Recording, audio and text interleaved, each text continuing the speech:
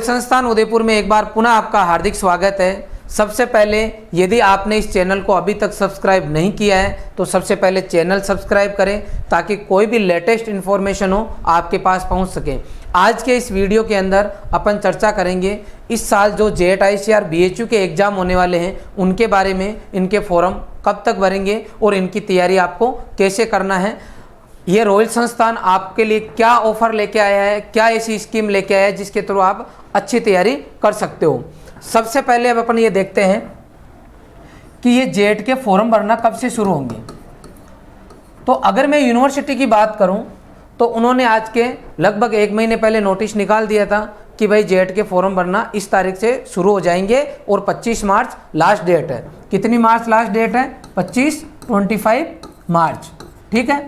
लेकिन अभी एक्चुअल में फॉर्म भरना शुरू नहीं हुए, इसलिए ये लास्ट डेट है, ये डेट आपकी आगे बढ़ जाएगी। इसलिए किसी भी बच्चे को फॉर्म की अभी चिंता नहीं करनी है। बच्चे बार बार फ़ोन कर रहे हैं, अरे कि सर इसकी लास्ट डेट पास में आ गई, हम फॉर्म कैसे भरें। कई बच्चों ने, कोचिंग वालों ने फॉर्म तो नहीं भर दिए, जो ऑफलाइन बैच चल रहे हैं क्या उन्होंने फॉर्म भर दिए। अलग अलग जगह से अलग अलग तरीके के फ़ोन आ रहे हैं। आपको किसी भी तरीके से चिंता करने की ज़रूरत नहीं है। फीस को मैटर को लेकर अभी तक यूनिवर्सिटी और गवर्नमेंट के बीच में मसला चल रहा है। यूनिवर्सिटी ये चाहती है कि 2500 रुपये फॉर्म फीस रहे, गवर्नमेंट ये चाहती है कि 1250 रुपये रहे। लेकिन कहीं ना कहीं मैटर बीच में फंसा हुआ है, इसलिए इसका अभी तक कोई फैसला नहीं हुआ, इसलिए आपका ये फॉर्म अटका हुआ है। जैसे इन्फॉर्मेशन आएगी आपको बता दिया जाएगा और जैसे ही फॉर्म भरना शुरू होंगे आप भी अपना फॉर्म भर सकते हैं। फॉर्म कैसे भरना है इसका वीडियो बना के मैं आपको पूरी इन्फॉर्मेशन दे दूंगा ताकि किसी भी तरीके से कोई गलती नहीं हो।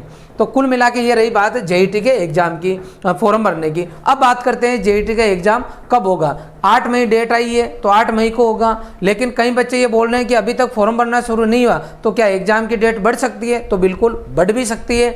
लेकिन अगर आप मेरे से ये पूछो, अगर मैं आपकी जगह स्टूडेंट रहता तो मैं ये सोचता कि 8 मई को ही परीक्षा होगी और 8 मई के हिसाब से मैं अपने आप को तैयार रखूं, ठीक है। ताकि क्या होगा, अगर डेट बढ़ती है तो भी आपके चिंता नहीं हो, और अगर नहीं भी बढ़े, 1% चांस है मान लो कि नहीं बढ़ी डेट, तो भी कम से कम आपकी तैयारी अच्छे से रहे। इसलिए आप 8 मई को फाइनल मान के चलो, ठीक है। अब रही बात कि सर हम इसकी तैयारी कैसे करें, क्या कुछ हमें करना चाहिए, ठीक है। तो सबसे पहले मैं JET से पहले आपको बताना चाहूँगा।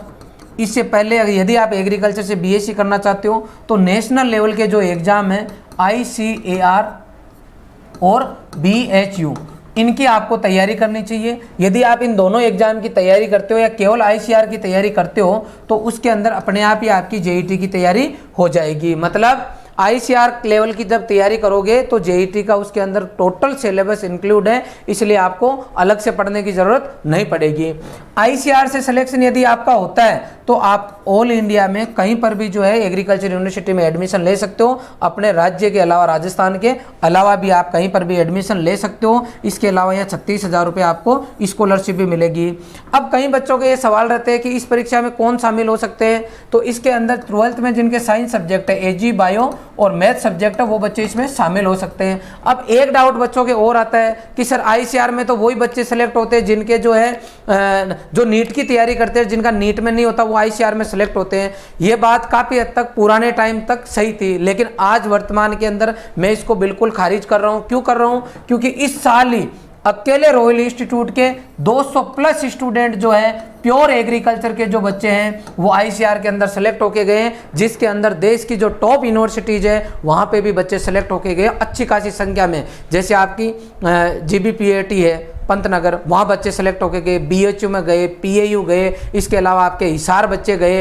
अगर मैं साउथ की बात करूँ तो बेंगलुरु जो यूनिवर्सिटी है उसमें गए, NG रंगा में गए, TNU में बच्चे गए, करनाल बच्चे गए, इसके अलावा नवसारी गुजरात, आनंद गुजरात, जूनागढ़ गुजरात, मतलब लगभग देश की हर यूनिवर्सिटी के अंदर बच्चे ICAR में प्योर एग्रीकल्चर के सेलेक्ट होके गए हैं। इसलिए किसी भी बच्चे को चिंता करने की ज़रूरत नहीं है। इसी यूट्यूब चैनल के ऊपर प्लेलिस्ट में जाके रिजल्ट में आप देखोगे तो कौन कौन से बच्चे कहाँ कहाँ गए पूरी डिटेल आपको दी हुई है, आप वहाँ से पता कर सकते हो। इसके अलावा आप हमारे ऐप के ऊपर जाके वहाँ रिजल्ट के फोल्डर में जाके देखोगे तो हर एक बच्चे की आपको डिटेल मिल जाएगी। इसलिए किसी भी बच्चे को चिंता करने की ज़रूरत नहीं है कि ICAR वाला जो बच्चा है वो केवल ये बायोलॉजी वाले नेट वाले बच्चे जाते हैं, हर तरीके का बच्चा सिलेक्ट होता है। इसी तरीके से मैथमेटिक्स के बच्चे भी जो है इस एग्जाम को दे सकते हैं। मैथमेटिक्स के बच्चों के लिए कुछ स्पेशल ब्रांच होती है, जैसे agriculture, engineering, dairy technology, food technology, उन ब्रांच में भी ये बच्चे स्पेशली मैथमेटिक्स वाले जा सकते हैं। तो सारांश में यूँ कह सकते हैं साइंस वाले सभी बच्चे एलिजिबल है और एग्रीकल्चर वाले बच्चों को चिंता करने की जरूरत नहीं है, वो भी ICR में आराम से करेक्ट कर सकते हैं। इसी तरीके से BHU है, BHU में भी ICR और BHU का सेम सिलेबस है, बशर्ते इसके अंदर एक रीजनिंग अलग से आती है। तो रीजनिंग के जो है 25 क्वेश्चन आते हैं, उसका कोर्स अलग से इंस्टीट्यूट में पढ़ाया जाता है। तो कुल मिला के ये दोनों कोर्स अगर कर लेते हो आपका JET बिल्कुल कंप्लीट क्लियर हो जाएगा। JET के अंदर मैं इस बार JET की बात करता हूँ, ICR में भाई टॉप 10 के अंदर अलग अलग वर्ग में 2 रैंक रही थी, ठीक है, और अगर मैं टॉप 10 में 2 बच्चे रहे थे। और अगर मैं बात करता हूँ JET के अंदर तो पूरे राजस्थान के अंदर कृषि वर्ग के अंदर फर्स्ट रैंक रॉयल इंस्टीट्यूट की रही थी। इसके अलावा अलग अलग कैटेगरी के अंदर टॉप 10 के अंदर काफ़ी रैंक रॉयल इंस्टीट्यूट की हमेशा ही रहती है, इस बार भी रही। मैं केवल टॉप रैंक की बात नहीं करूंगा, 300 प्लस ऐसे बच्चे भी सिलेक्ट हुए हैं जिनके 10th 12th के अंदर फर्स्ट डिवीजन नहीं है, लेकिन वो देश की टॉप और राजस्थान की टॉप यूनिवर्सिटीज में पढ़ रहे हैं। तो कुल मिला के ये बात रही JET की। और इसके अलावा जो राजस्थान के बाहर के बच्चे, जैसे यूपी के टेट के कोई अगर स्टूडेंट है तो उन बच्चों के अभी एग्जाम की डेट आई हुई है, उनके फॉर्म अभी भरा जा रहा है। 30 अप्रैल उनके फॉर्म की लास्ट डेट है और 16 जून को जो है इन बच्चों का पेपर है। तो इन बच्चों की डेट आ चुकी है, ये बच्चे अभी अपना फॉर्म भरना शुरू कर दे। इन बच्चों से अभी जब चर्चा हो रही है तो इन बच्चों के भी क्या है, अभी बोर्ड के एग्जाम बाकी है, तो ज़्यादातर बच्चे बोर्ड की प्रिपरेशन में शामिल है, ठीक है। इसके अलावा आपका MP PAT MP के बच्चों के लिए ये एग्जाम है। तो कुल मिला के ये पूरी गणित रही। अब रही बात इनको करेक्ट करने की, मतलब JET के अलावा आपको ICR BHU पे ध्यान देना। अब इसको करेक्ट कैसे करें, तो करेक्ट करने के लिए सबसे पहले आपको बढ़िया कंटेंट पढ़ना पड़ेगा। मतलब इनका जो सिलेबस है ना वो आपको डाउनलोड करके रखना है। कुछ बच्चे ऐसे होंगे जो कहीं किसी न किसी इंस्टीट्यूट से पढ़ रहे होंगे और कुछ बच्चे ऐसे होंगे जो सेल्फ स्टडी कर रहे होंगे। तो कोई भी बच्चा कहीं से भी स्टडी क्यों ना करो, उनको इस बात का स्पेशल ध्यान रखना है कि मतलब उनके पास कंटेंट पूरा हो, जो सिलेबस है आपका उसके हिसाब से आपके पास पूरा कंटेंट हो और इस कंटेंट के हिसाब से आपको पढ़ना होगा। अब कंटेंट को पढ़ने के लिए आपके पास 2 ऑप्शन है। कंटेंट को पढ़ने के लिए आपके पास 2 ऑप्शन। एक ऑप्शन तो आपके पास ये है कि आप सेल्फ स्टडी करो, दूसरा ऑप्शन है किसी इंस्टीट्यूट को ज्वाइन करो। अगर आप सेल्फ स्टडी करते हो तो भी कोई दिक्कत नहीं है, लेकिन दिक्कत जो एग्रीकल्चर का बच्चा है, स्पेशली राजस्थान का या यूपी का या MP का, उनके दिक्कत है। क्या दिक्कत है कि इनके यहाँ पे जो कोर्स है आपका, जो 11th 12th का जो कोर्स है, उस कोर्स में और आपका JET का ICR BHU का जो कोर्स है, उस कोर्स में फ़र्क है। कुछ ऐसे चैप्टर जो आपने 11th 12th में नहीं पढ़े लेकिन ICR JET BHU में है, तो उनके लिए तो आपको कहीं ना कहीं गाइडेंस की ज़रूरत रहेगी। यदि आप अच्छी स्कूल में पढ़ रहे हो और वहाँ पे आपको टीचर्स मोटिवेट करके वो कंटेंट पूरा पढ़ा पा रहे तो आपको कोई कोचिंग की ज़रूरत नहीं है। यदि आप नहीं पढ़ रहे हो, स्कूल में आपको केवल 11th 12th का पढ़ाया जा रहा है, तो आपको किसी न किसी इंस्टीट्यूट या कोचिंग की ज़रूरत है। अब कौन सी कोचिंग हम ज्वाइन करें?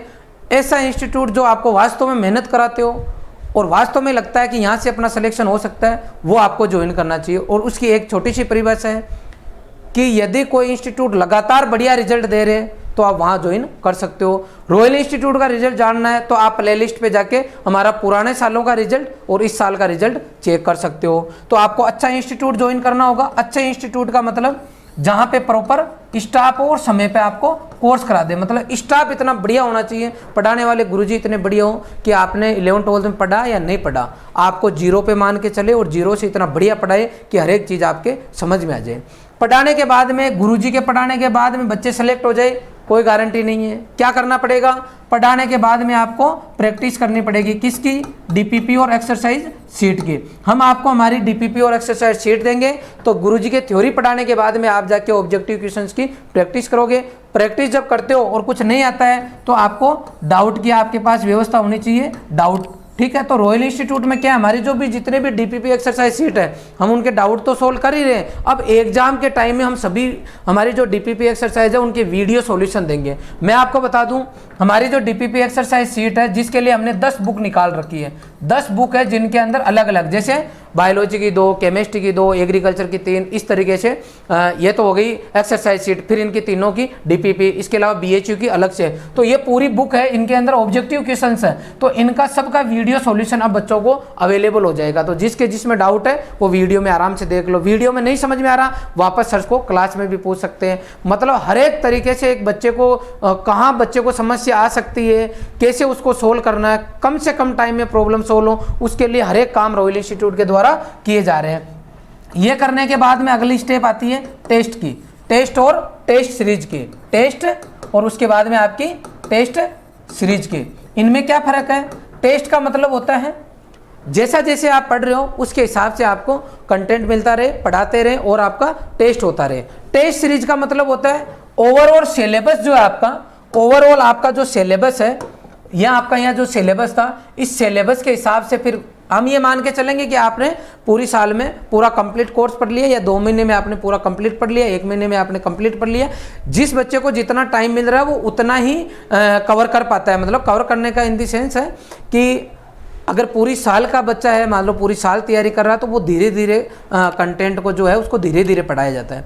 अगर कम टाइम बच्चे को मिल रहा है, कोई क्रैश कोर्स ज्वाइन करता है, तो उसको कंटेंट तो उतना ही पढ़ाया जाता है, लेकिन वो थोड़ा सा फास्ट पढ़ाया जाता है, उसकी क्लासेस ज़्यादा लगती है, तो उसको खुद को पढ़ने के लिए टाइम कम मिलता है। तो जैसे भी कोर्स चलता है, कोर्स कंप्लीट होने के बाद में चाहे वो क्रैश कोर्स हो या लॉन्ग ईयर हो, टेस्ट सीरीज जरूरी है। टेस्ट सीरीज में क्या करते हैं, पूरे सिलेबस को डिवाइड करके और फिर उनकी continue according to exam pattern overall syllabus को काउंट करते हुए टेस्ट लिए जाते हैं। बार बार प्रैक्टिस कराई जाती है कि पूरे कोर्स में से बच्चा क्या कर पा रहा है। इधर जो हम टेस्ट लेते हैं रेगुलर, उसके अंदर ये रखा जाता है कि जो टॉपिक पढ़ाए जा रहे हैं उसमें बच्चा क्या परफॉर्म कर रहा है। तो कुल मिला के आप टेस्ट सीरीज देते हो, ये पूरा काम अप टू एग्जाम तक ईमानदारी से करते हो, तो किसी भी यूनिवर्सिटी में यदि आप सिलेक्शन करवाना चाहो तो इम्पॉसिबल नहीं है। अगर आप रॉयल इंस्टीट्यूट को ज्वाइन करते हो तो हमारे पास कोर्स अवेलेबल है।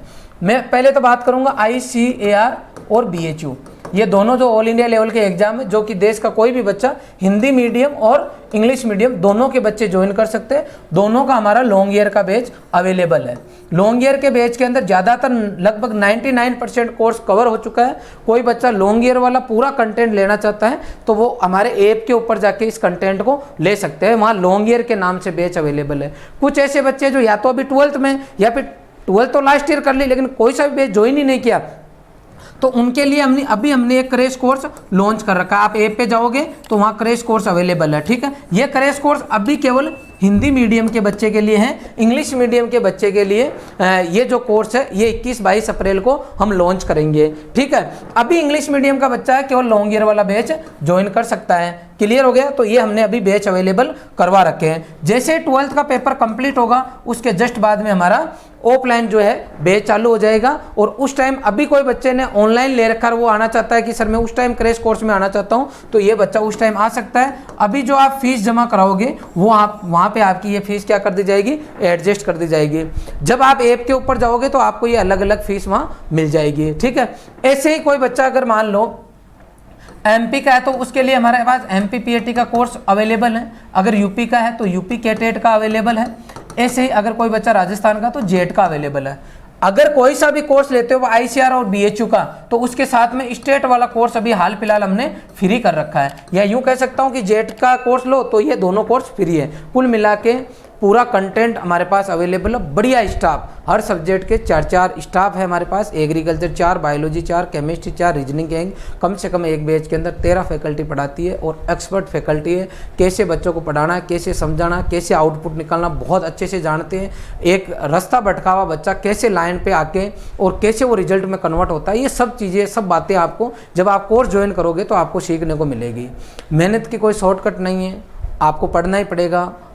अगर आप वास्तव में पढ़ना चाहते हो तो आप संस्थान के द्वारा जो भी बैच चल रहे हैं वो ज्वाइन कर सकते हो।